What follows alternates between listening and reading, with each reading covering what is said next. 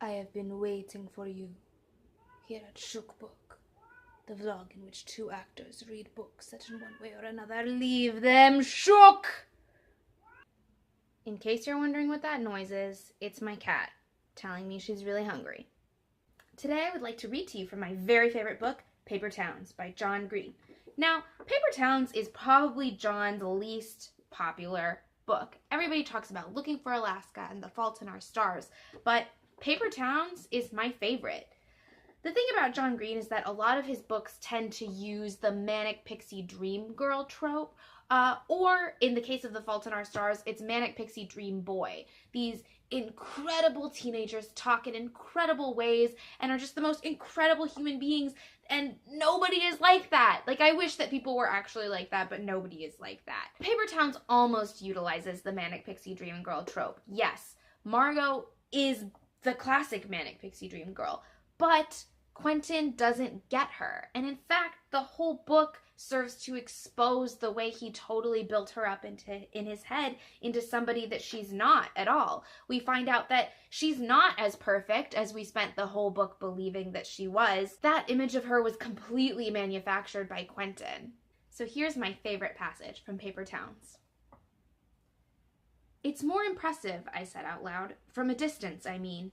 You can't see the wear on things, you know? You can't see the rust or the weeds or the paint cracking. You see the place as someone once imagined it. Everything's uglier close up," she said. "Here's what's not beautiful about it. From here, you can't see the rust or the cracked paint or whatever, but you can tell what the place really is. You see how fake it all is. It's not even hard enough to be made out of plastic. It's a paper town. I mean, look at it, Q. Look at all those cul-de-sacs, those streets that turn in on themselves, all the houses that were built to fall apart. All those paper people living in their paper houses, burning the future to stay warm. All the paper kids drinking beer some bum bought for them at the paper convenience store. Everyone demented with the mania of owning things. All the things paper thin and paper frail. And all the people, too. I've lived here for 18 years, and I have never once in my life come across anyone who cares about anything that matters." That passage is still classic John Green in the sense that no teenager talks that way. In fact, even the most articulate and poetic adults I've ever met do not talk that way. Like, wow. But I related to it so strongly as a teenager. I mean, I live in suburban Ohio, and I totally feel that thing about houses that are built to fall apart and everything looks the same and people don't care about anything that matter. And then she goes on to talk about her relationships with her friends, and she says, maybe everything would have been different if I had just been hanging out with you the whole time, Quentin. She says that she hates herself for caring about her quote-unquote friends. Another thing which I totally relate to. In my life, I've managed to sort of repeatedly try to befriend really, really selfish people, and I just kept feeling so hurt whenever those really, really selfish people didn't care about me half as much as I cared about them. And the question I've always asked myself, and the question that my good friends have always asked me is, Julie, why do you care about these people?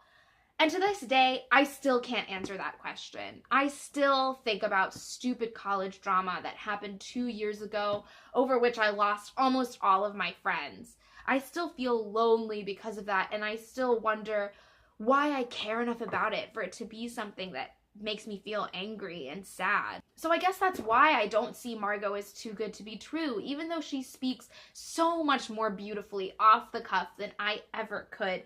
The heart of the emotion is the same. But the flip side of the coin is that even though Margot speaks so beautifully and Q really loves her, she's not perfect. She abandons him and everybody else and runs away, and if that's not self-centeredness, then I don't know what is. It's a book about really complex people feeling complex things who, out of the pain that they feel, do things that hurt other people. And we get to see both sides of those, and that's really exciting to me. Not to mention that John Green is really just an amazing writer. I love the poetry of his prose, and I love his characters, and I love that he finds humor and just unexpected adventures. while at the same time exploring something that's so important and so real. Because at the end of the day, I think that one of the major themes of this book is so important and so real and so applicable to so many people, teenagers or adults. I see this book as being about people who are incapable of seeing things as they really are. Or maybe they're not incapable, but they just can't stand to accept things for what they are.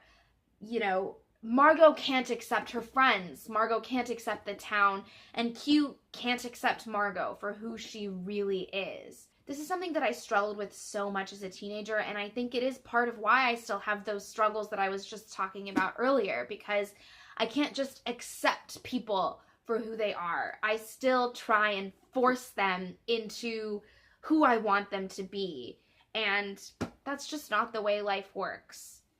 I think maybe what I'll do is just kidnap you, clone you, and then replace everybody in the world that I don't like with you, Jacob, because you're super awesome and you've always been the friend that I was hoping you'd be.